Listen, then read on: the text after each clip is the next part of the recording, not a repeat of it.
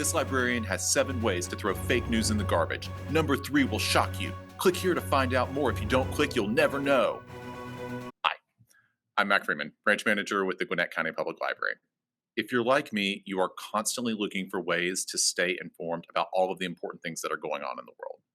But it seems like it's getting harder and harder to separate fact from fiction, real news from that fake nonsense that's out there. Today, I want to go over some of my favorite and most effective ways of battling fake news in your personal information habits. Before we jump into my tips for fighting fake news, though, I want to make sure we are all operating off of the same definition of what fake news is. The definition I will be using is information that has no basis in fact, but that is created to be shared primarily through online means. The most common type is information that is created to appeal to people's emotions, that encourages them to share it without reading deeply, and that is made for the purpose of generating revenue or influence through an expanded social media audience. Fake news has been around for a long time. However, over the last 5 years, the breadth and depth of the problem is only increasing. And usually, it's up to each person to decide for themselves what is and isn't fake news. Why is that? There are two main reasons that I see. The first is that we have freedom of the press and freedom of speech in the United States. This makes fake news difficult to regulate as there's a lot of gray area here. The second is that most of the fake news creators with the widest reach actually don't operate from within the United States. Whether they're foreign intelligence services, Macedonian teenagers, or pranksters from 4chan, the internet is global, and that means that anyone can participate at any time. So, what are you supposed to do about that? Well, if we can't create systemic change today, there are some things that you can do to start taking the fake out of your news. While we hope that over time the entire industry will change, you need to be focused on what you can do for you and the people in your life today. The first step in combating fake news is to conduct a personal information audit.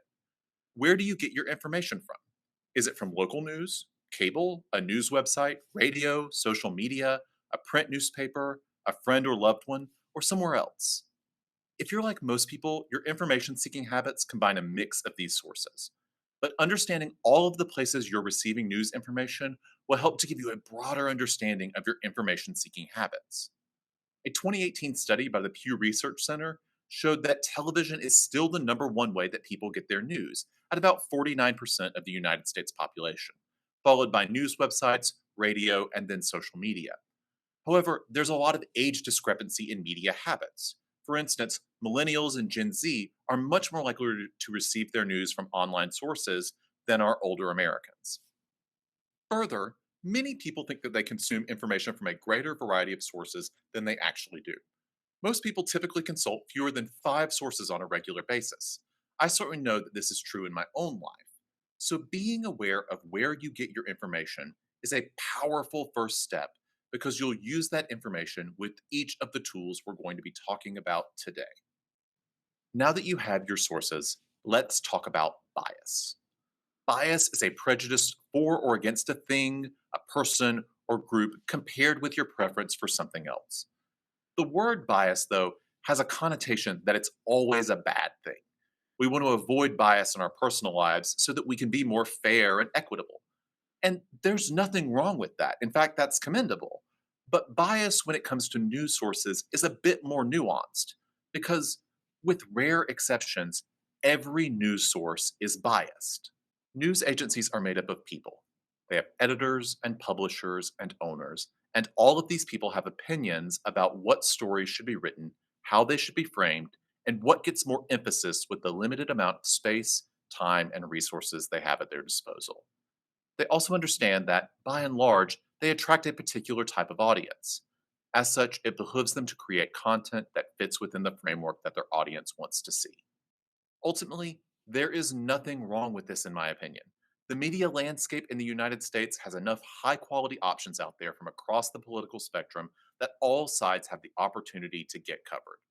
Where the problem comes in for us as individual consumers is not knowing the editorial leaning and biases of the sources we commonly use. Some of these things you can probably name off of the top of your head. In cable news, for instance, Fox News has a conservative bent, and MSNBC is much more liberal. The New York Times is left leaning, while the Wall Street Journal leans to the right. Breitbart is far right, and Mother Jones is far left. But there are hundreds of news sources out there, with new ones being founded, it seems like, every day. How are you supposed to be able to identify them all? Over time, you'll start to have a natural feel for the perspective a source has. But if you don't have that feel yet, the website allsides.com has a handy chart for media ratings. You can also visit their website and see the ratings of hundreds of different news sources. These ratings are arrived at via a combination of review of the source, a review of articles from the source, community input, and editorial judgment. This does not make them the ultimate arbiters of what is true, but it's a good place to start if you don't have any other sources at your disposal. Another thing to note is that you want to be careful when examining bias about understanding the difference in opinion and news. In print sources, opinion articles are fairly well delineated. However, online and on television, these can be very hard to spot. Oftentimes, a source will have a much more strongly biased point of view in its opinion pieces than it does in its actual reporting. If you happen to notice that all of your sources tend to come from one side of the bias spectrum, consider adding a neutral source or a source from the other side to get a broader view of how society is discussing the issues of the day. This is even more important if you consume most of your news online. Algorithms learn what you like, so they work to show you even more of the same sort of stuff to keep you engaged. What comes up in your Google searches, your Facebook feed, and your Instagram scroll is curated based on your interest, whether it's a casual hobby or the late breaking news of the world. This can lead to what's known as a filter bubble, where the things a person casually comes across all agree with each other because they all come from the same point of view in the same ecosystem. If you don't know where to start with neutral sources, here are some things that can help. My favorite neutral sources are the Associated Press, the BBC, the British Broadcasting Corporation, the Christian Science Monitor, and Reuters. The news wires, the AP and Reuters, do an especially good job of keeping things strictly to the facts with little outside editorializing, as they are supporting news agencies from across the political spectrum. Crowdsourced news sites like Reddit can also come in handy to see what the majority point of view across a large and global community is. They also frequently feature commentary posted by users that can provide a more balanced and nuanced view of how multiple people are interacting with this content. After you've established bias as a baseline of thinking to be on the lookout for, there are a large number of technical things that can be red flags to look out for. There's not a lot of judgment call in this area. The tips I'm going to give you will pass these tests if they're good sources, and bad sources will fail these tests a lot more often. Here are some things to be on the lookout for, especially in online environments. Does the headline have a question mark or exclamation point in it? Good headlines give a summary of an article. They don't make gasping claims or pose questions to get people to click. These punctuation marks are bad signs. Check the URL, the web address listed at the top of your browser. The URL should correspond with the logos and title of the website. Also, make sure the website will end in things like .com, .org, .edu, or another common top-level domain. Make sure it is in a lookalike fake website ending in .co or something similar. Is the author listed on the article? Oftentimes, if there is no attributable source, that can be a sign for fake news. Is the publication date listed?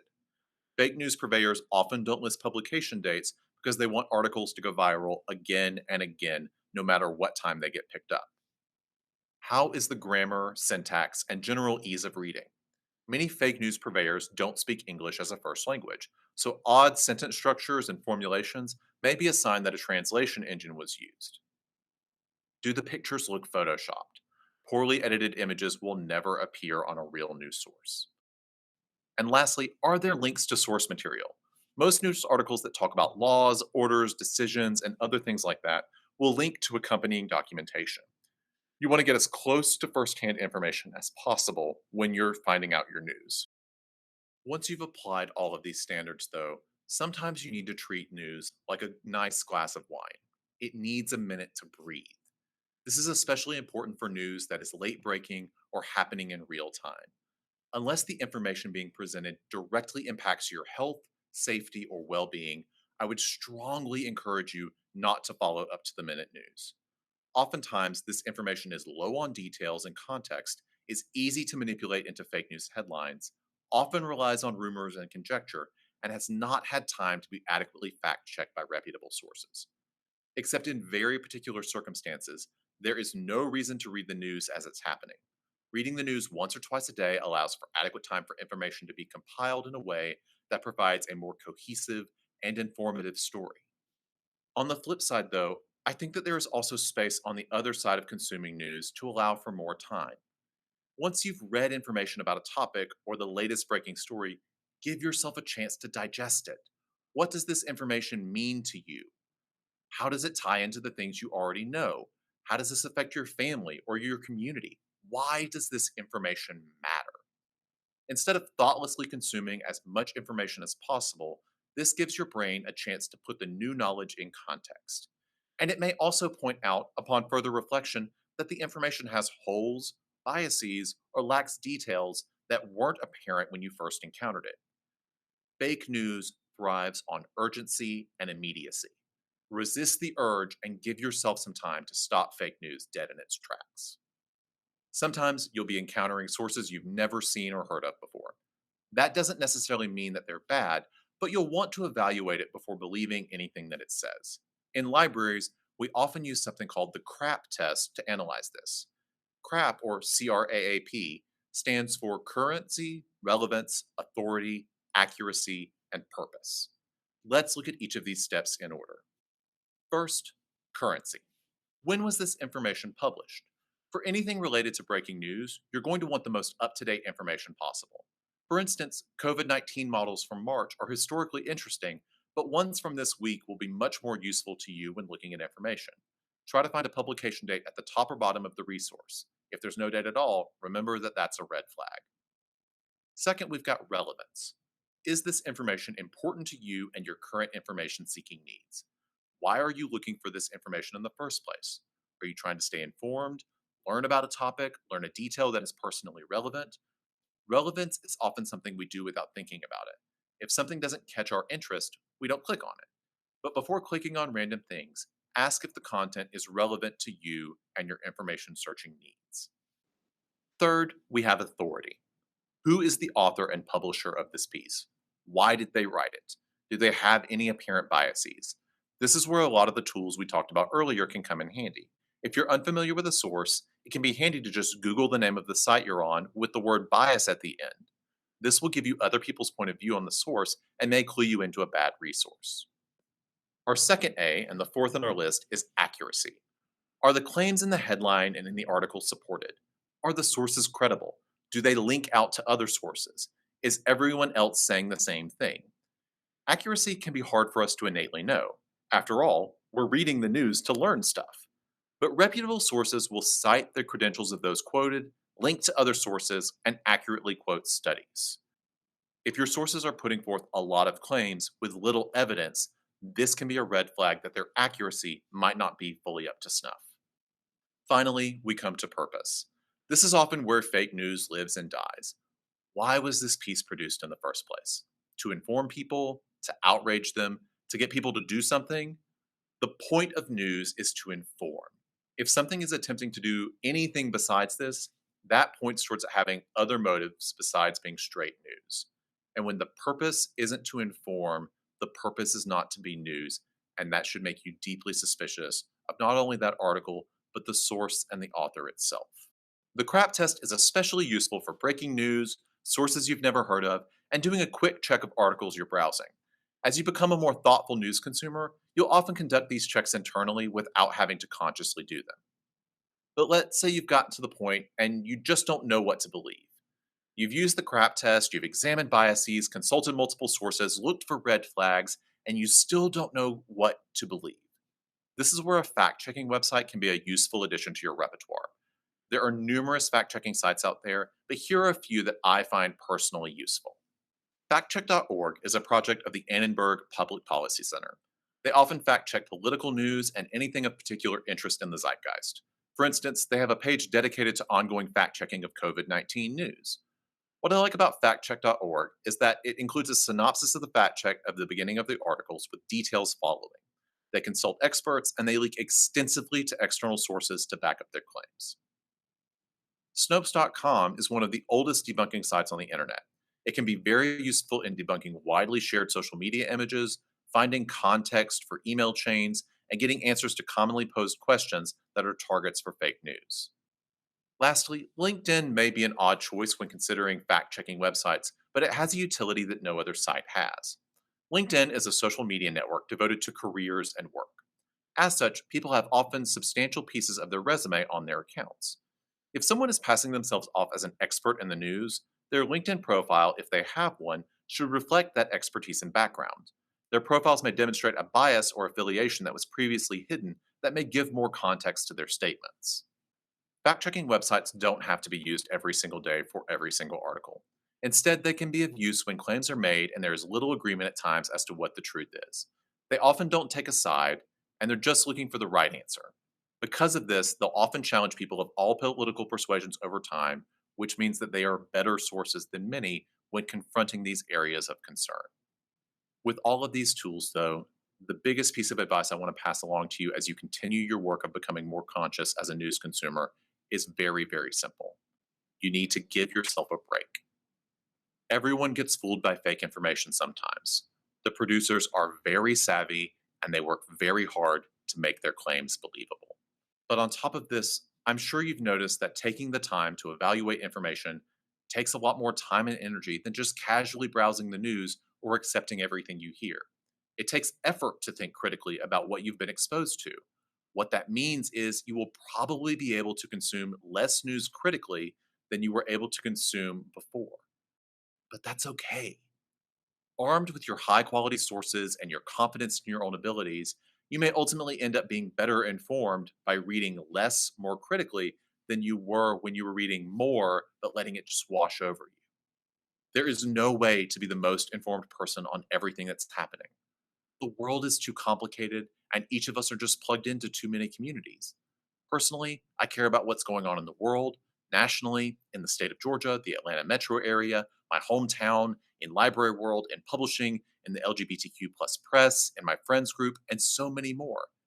That's 9 communities that I came up with just off the top of my head, and they each have their own complexities, and I can only live life 1 minute at a time. I know that I'll never know everything about everything, so I don't try to work myself into hysteria by attempting to. Like Elsa says, sometimes you just have to let it go. Thank you so much for joining me today for taking the fake out of your news. If you have questions about anything you've seen in this video, please don't hesitate to reach out to the library system. Any of our fantastic staff are ready and willing to help you out. Take these tools and go out there and become a more savvy news consumer. The world needs more nuance, and now you have what you need to go out there and make it happen.